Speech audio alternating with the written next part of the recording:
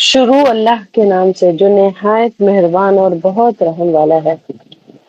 اللہم صلی علی محمد وعلی آلہ وصحبہ وبارک وسلم۔ نحمدہ ونصلی علی رسولہ الکریم۔ رب اشرح لی صدری ویسر لی امری واحلل عقدۃ من لسانی یفقہوا قولی۔ رب زدنی علما رب زدنی علما رب زدنی علما۔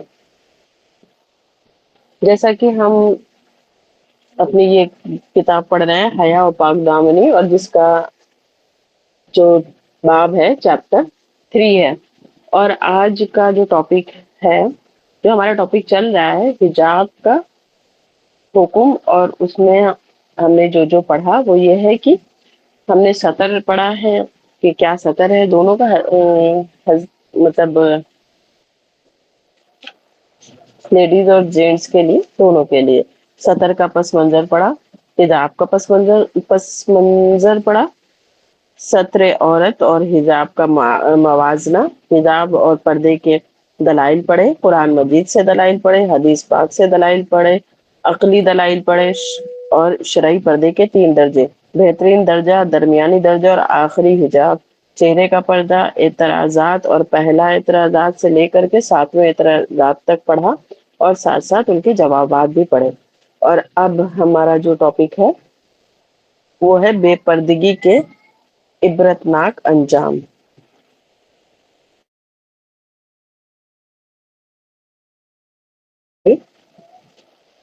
جو یہ 3 حدیث ہے، نمبر 1، کپڑے پہنے ہوئے برہنہ عورت۔ رسول اللہ صلی اللہ علیہ وسلم نے فرمایا، ایسی عورت جو لباس پہنے ہوئے بھی برہنہ ہوگی، اپنی طرف مائل کرنے والی اور خود کی طرف مائل ہونے والی ہوں گی، ان کے سر بخری یعنی خرسان یا اونٹ کے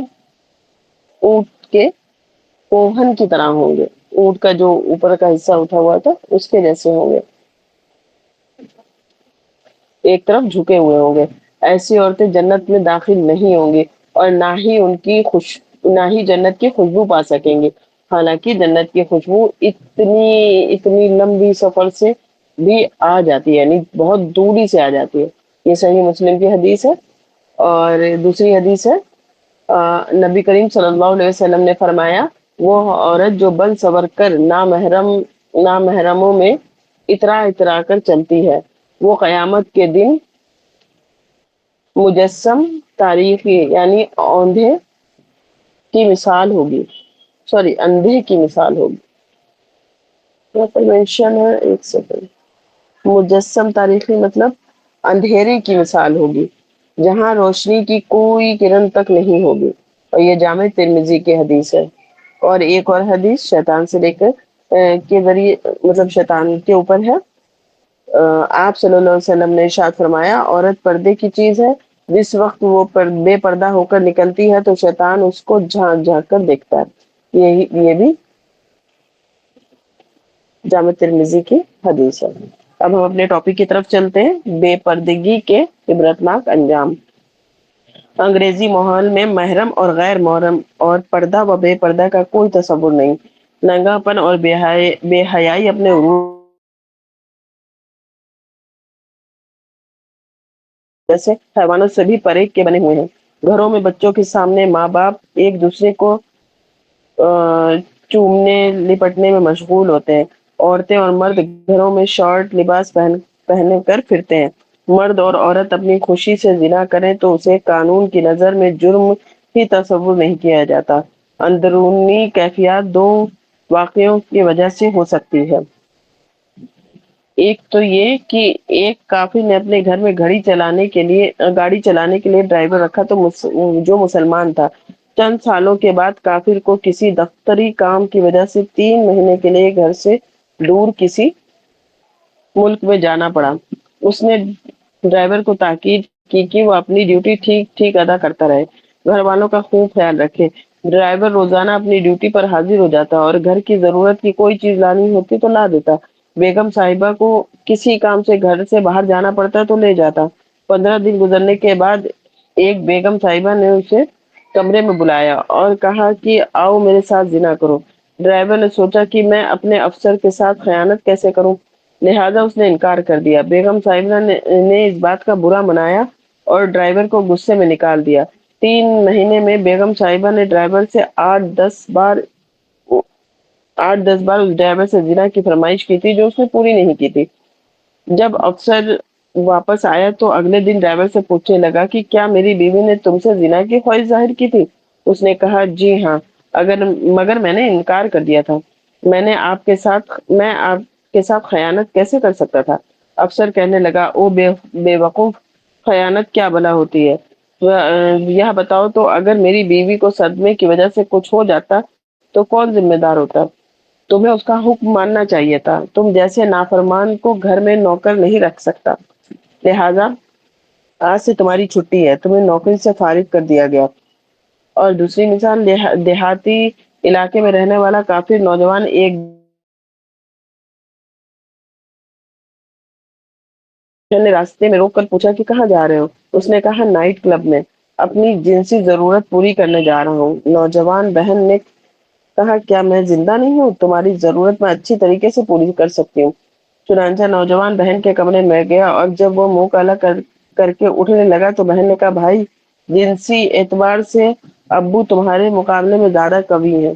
بھائی نے جواب میں کہا ہاں، امی کی بھی یہی رائے ہے۔ ان واقعات سے اندازہ ہو سکتا ہے کہ کافر ماحول میں رضامندی کے ساتھ زنا کوئی جرم نہیں ہے۔ کافر کی خواہش ہے کہ مسلمان کے معاشرے میں سے بھی حیا کو ختم کر دیا جائے تاکہ زنا عام ہو سکے۔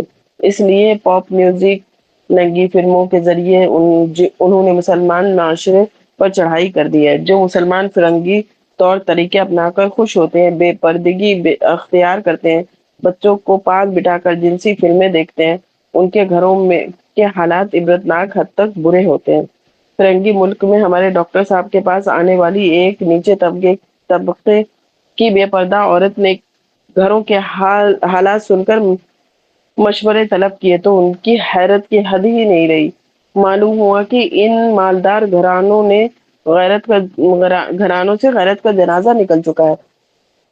محرم عورتوں سے زنا کرنے والی قرب قیامت کی نشانی پوری ہو گئی۔ بے پردگی کے سیلاب نے شرم و حیا کے احساسات کو ختم کر کے رکھ دیا۔ فرنگی ملکوں میں رہنے والے بعض مسلمانوں سے حیا رخصت ہو چکی ہے۔ جب ڈائننگ ٹیبل پر عام پینے کی چیزوں کی جگہ شراب کی بوتل رکھی جائے گی تو پھر انجام کیا ہوگا؟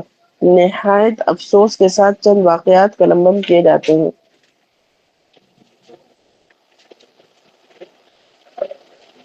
یہ واقعات میں پہلا جو واقعہ ہے، پھوپھی کی زلفیں، اس کی ہیڈنگ ہے۔ ایک فرنگی ملک میں ایک لڑکی کی عمر 29 نہ ملنے کی وجہ سے شادی نہ ہو سکی۔ اس کو اپنے بھتیجے سے لگاؤ پیدا ہو گیا، لہذا موقع پر کام کاج کی غرض سے گھر بلاتی اور اپنی خوبصورت زلفیں سینے پر ڈال کر اس سے پیار کرنے لگتی۔ بھتیجے کی عمر 18 سال کی تھی۔ چند دن جھجکتا رہا مگر پھوپھی کی نظریں کرم میں اضافہ ہوتا دیکھ اس نے ناجائز تعلقات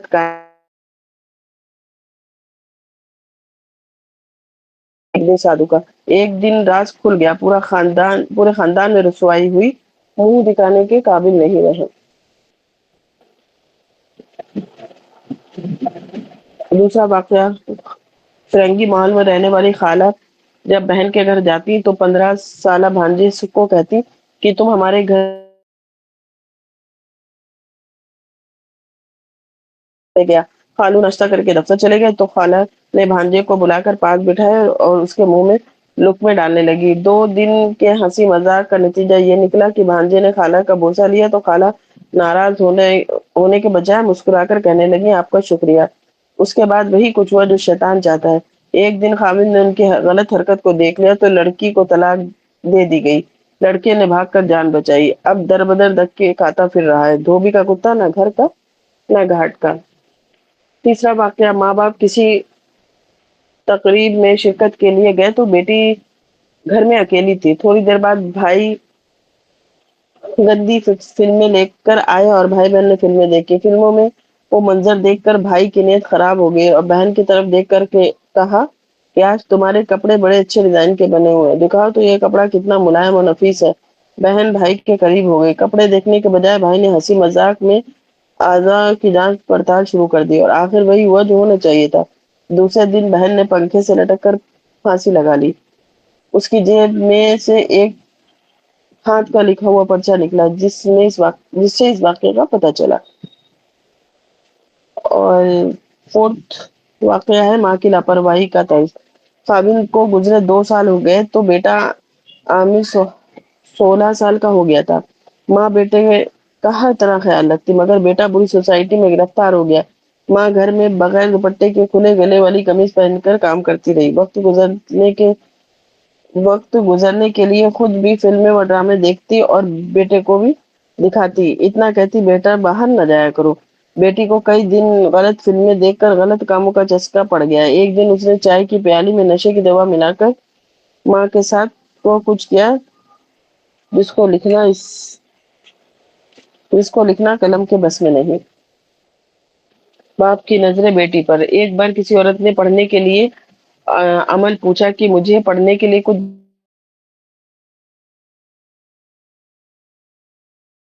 جوان بیٹی کا خیال نکل جائے۔ نطقہ سر و گریباں ہے، اسے کیا چاہیے؟ باریک کپڑوں کا استعمال۔ ارشاد باری تعالیٰ ہے جس کا مفہوم ہے اپنی زینت نہ دکھاتی پھرے۔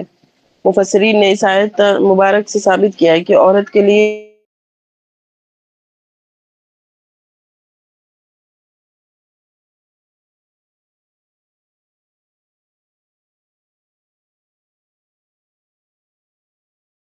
اس کا ترجمہ ہے تبرج میں سے یہ بھی ہے کہ عورت اتنا باریک کپڑا استعمال نہ کرے جو چگلی کرتا ہو۔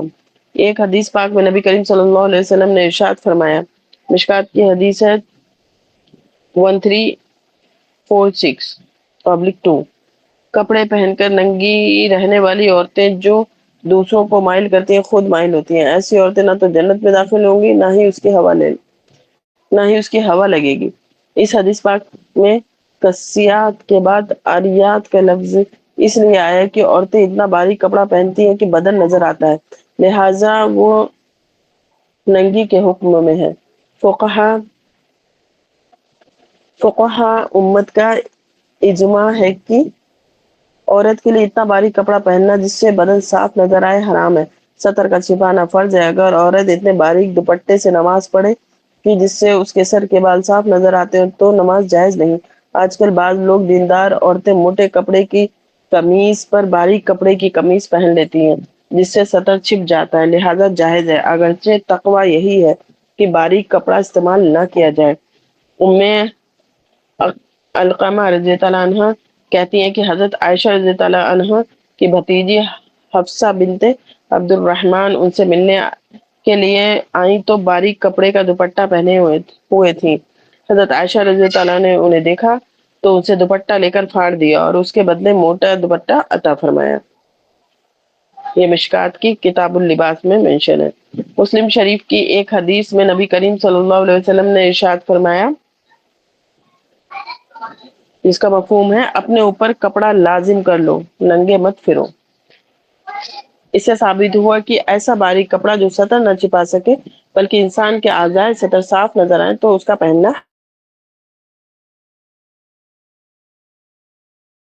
رضی اللہ عنہ سے روایت ہے کہ میں اور میری بیوی حضرت فاطمہ رضی اللہ عنہ نبی کریم صلی اللہ علیہ وسلم کی خدمت میں حاضر ہوئے۔ ہم نے آپ کو روتا دیکھا۔ آپ نے پوچھا میں نے آپ کو روتا دیکھا۔ میں نے پوچھا آپ پر میرے ماں باپ قربان ہو جائیں، کیوں رو رہے ہیں؟ آپ نے ارشاد فرمایا، اے علی، میں میرا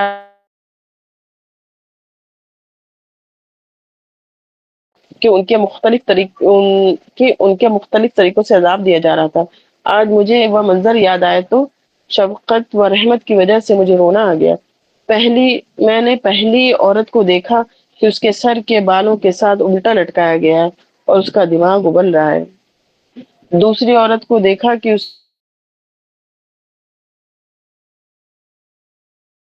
جا رہا ہے۔ میں نے تیسری عورت کو دیکھا کہ اس کے دونوں پاؤں کو اس کی چھاتیوں کے ساتھ اور دونوں ہاتھوں کو اس کی پیشانیوں کے ساتھ باندھ دیا گیا ہے۔ میں نے چوتھی عورت کو دیکھا پستانوں کے کہ اس کو پستانوں کے ذریعے لٹکایا گیا ہے۔ میں نے پانچویں عورت کو دیکھا کہ اس کا سر سور کے سر کی طرح ہے،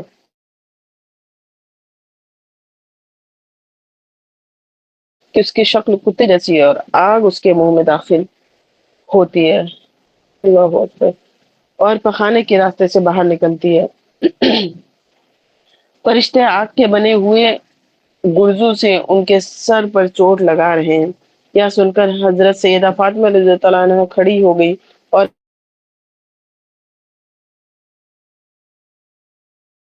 ٹھنڈک، ان عورتوں نے کیا گناہ کیے تھے جس کی وجہ سے اتنی سزا دی جا رہی ہے؟ نبی کریم صلی اللہ علیہ وسلم نے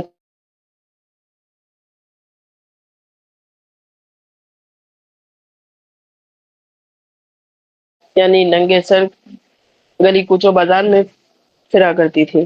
دوسری عورت جسے زبان کے ذریعے لٹکایا گیا تھا، اس کا قصور یہ تھا کہ وہ اپنے شوہر سے کو ایذا دیتی تھی، اس کے سامنے زبان چلانے کی عادی تھی۔ تیسری عورت جس کو پستان کے ذریعے لٹکایا گیا تھا، وہ بدکار عورت تھی جو غیر مردوں سے زنا کرتی تھی۔ ایک منٹ۔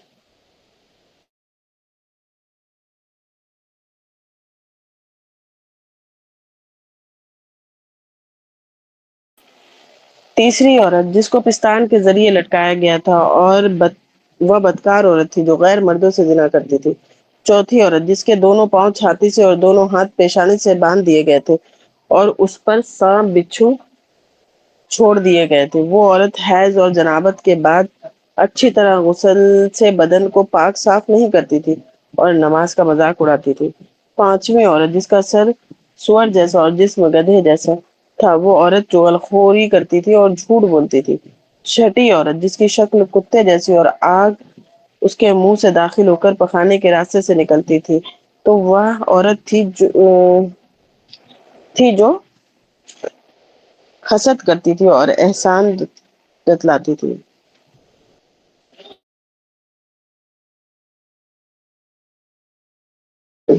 امام زاہبی رحمۃ اللہ علیہ ایک واقعہ نقل فرماتے ہیں جس کا ترجمہ ہے: ایک عورت دنیا میں بہت بن سور کر بے پردہ رہتی تھی، اسی زیب و زینت کے ساتھ بے پردہ گھر سے باہر جایا کرتی تھی۔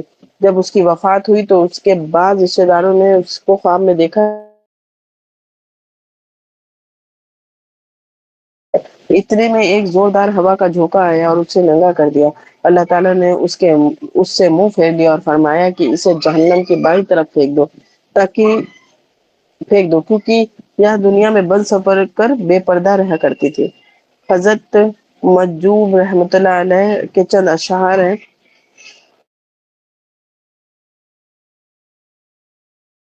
اعلیٰ ہو زینت نرالی، ہو فیشن نرالا، تجھے حسن ظاہر نے دھوکے میں ڈالا، جیا کرتا ہے کیا یوں ہی مرنے والا، جگہ جی لگانے کی دنیا نہیں ہے، یہ عبرت کی جاں ہے تماشا نہیں۔ نتیجہ بے پردگی کی تکلیف دردناک اس کے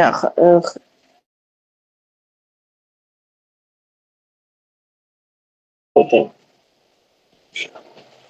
بے پردہ داری کی برکات، سوری بے پردگی پردے داری کی برکات۔ امام ابن عربی رحمۃ اللہ علیہ کہتے ہیں کہ میں ملک نبلس کی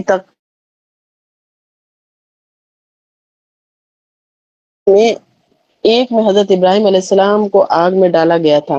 میں نے نا- نابلس کی عورتوں سے پاک دامن عورتیں کہیں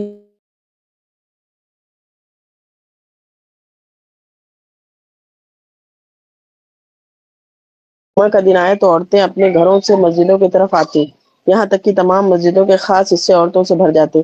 جمعے کی نماز کے بعد عورتیں اپنے اپنے گھروں میں واپس لوٹتی اور پھر آئندہ جمعہ تک گلیوں میں ایک عورت بھی چلتی پھرتی نظر نہیں آتی۔ یہ تفسیر قرطبی 14/116۔ مجھے چترال کے تبلیغی دورے کی سعادت نصیب ہوئی۔ وہاں ایک بزرگ عالم دین نے بتایا کہ یہاں پر قتل و غارت گری کی وارداتیں نہ ہونے کے برابر ہیں۔ جب ان سے پوچھا گیا کہ اتنا امن و سکون آخر کس وجہ سے ہے، انہوں نے جواب دیا کہ ہماری عورتیں پردے کی بہت پابند ہیں، کئی کئی مہینے گلی کوچوں میں بے پردہ عورت نظر نہیں آ سکتی۔ اس پردے کی برکت سے زنا اور بے حیائی کا راستہ بند ہے، لہذا خاندانوں میں دشمنی اور رنجش نہیں ہے، ہر طرف امن اور آشیانی محبت اور بھائی چارے کی فضا ہے۔ آپ کو ایک مسلمان دوسرے مسلمان بھائی کا خیر خواہ نظر آئے گا۔ امریکہ کی ایک نوجوان لڑکی مسلمان ہوئی تو اس نے باقاعدہ نقاب والا برقع پہننا شروع کر دیا۔ اس سے بہت ساری عورتوں نے سوال پوچھا کہ آپ تو کھلے ماحول سے کھلے بدن پھرنے والی لڑکی ہیں، ایک دم اتنا گہرا پردہ کرنے سے آپ کو تنگی نہیں ہوتی، دم نہیں گھٹتا؟ آپ آپ اپنے آپ کو قید میں محسوس نہیں کرتی؟ اس نے جواب دیا، میں نے اپنی جوانی نظر کو حوث بھری دیکھا ہے۔ میں گلی بازاروں میں چلتی تھی تو مردوں کو اپنی طرف گھورتا دیکھتی تھی، میرے دل میں ہر وقت ڈر رہتا تھا کہ مست بدبخت نوجوان مجھ پر جھپٹ نہ پڑے، کیا پتہ عزت کی بھی لوٹے اور جان سے بھی مار دے۔ لیکن جب میں نے پردہ شروع کیا تو اس وقت سے میں لوگوں کی نظر جمال کو دیکھ سکتا ہے، نہ مجھے دل میں کسی کے سے خطرہ ہے۔ میں تو پردے میں آ کر سکھ کی زندگی گزار رہی ہوں۔ کاش بے پردہ عورت کے نے میرے دل کے سکون کی تقسیم کر دیا جاتا تو انہیں بھی سکون مل جاتا۔ اس نے کتاب لکھی بیہائنڈ دا ویل، یعنی پردے کی اوٹ میں۔ امریکہ کا صوبہ منیسوٹا میں ایک نوجوان مسلمان لڑکی فاطمہ نقابل والے برقعے میں لپٹی ہوئی دھیرے دھیرے اپنے گھر کی طرف جا رہی تھی۔ اس کے ہاتھ میں دستانے اور پاؤں میں جرابیں بھی پہن رکھی تھی۔ ایک پولیس افسر نے دیکھا تو اسے شک ہوا کہ یہ کپڑے میں لپٹا کون آدمی ہے۔ اس نے 5-6 پولیس والوں کو بلا لیا اور کہا کہ اسے گرفتار کر کے پولیس اسٹیشن لے جاؤ۔ پولیس والوں نے فاطمہ کو روک کر کہا کہ چہرے کا کپڑا ہٹاؤ تاکہ ہم تمہیں دیکھ سکیں۔ اس نے کہا کسی عورت کو لاؤ تاکہ وہ میرا چہرہ دیکھ سکے، آپ لوگ ہرگز نہیں دیکھ سکتے۔ پولیس والوں نے کہا کہ اگر تم نے کپڑا نہ ہٹایا تو ہم تمہیں گرفتار کر لیں گے، کیونکہ امریکہ میں 1963 میں ایک قانون پاس ہوا تھا کہ کوئی آدمی 100% جسم کو چھپا کر نہیں چل سکتا، اس طرح تو بڑے بڑے مجرم بچنے کی راہ نکال لیں گے۔ فاطمہ نے جواب دیا کہ اسی ملک میں پیدا ہوئی ہوں، پلی بڑی اور تعلیم پائی ہے، مجھے معلوم ہے کہ فاطمہ نے جواب دیا کہ میں اسی ملک میں پیدا ہوئی، پلی بڑی اور تعلیم پائی، مجھے معلوم ہے کہ ہمارے ملک کے قانون میں ہر آدمی کو مذہبی آزادی ملتی ہے۔ میں نے یہ پردہ کسی مجبوری کی وجہ سے نہیں کیا ہے، بلکہ اللہ تعالیٰ کا حکم سمجھ کر کیا ہے، یہ میرا قانونی حق ہے۔ یہ سن کر پولیس والے اسے پولیس اسٹیشن لے گئے، ایک عورت کے ذریعے اس کی شناخت کروائی اور اسے ایک کارڈ بنا کر دیا کہ آئندہ تمہیں کوئی پولیس والا روکے تو اسے یہ کارڈ دکھا دینا۔ کارڈ پر لکھا ہوا تھا کہ فاطمہ کو 1963 کے قانون سے مستثنی یعنی الگ کیا جاتا ہے۔ فاطمہ آج بھی پردے کے ساتھ امریکہ کی گلی کوچوں میں چلتی ہے، نہ اسے اپنی عزت و آبرو کا ڈر ہے، نہ جان کا خوف ہے، اور اس کی زندگی لا خوف علیہم ولا ہم یحزنون کی مصداق بنی ہوئی ہے۔ اور یہاں پر ہمارا باب مکمل ہوا الحمدللہ 3rd، اور ہم منڈے سے انشاءاللہ 4th باب شروع کریں گے، جس کا ٹاپک ہے مخلوط یعنی ملی جلی محفلوں ہیں۔ اے اللہ، جو کچھ ہم نے سنا اور سیکھا اس پر سب سے پہلے ہمیں خود عمل کرنے والا اور پھر دوسروں تک پہنچانے کی توفیق عطا فرما، آمین۔ سبحان اللہ و بحمدہ، سبحانک اللہم و بحمدک، اشہد ان لا الہ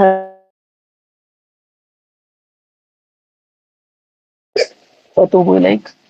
سبحان ربک رب العزت عما یصفون وسلام علی المرسلین والحمد للہ رب العالمین۔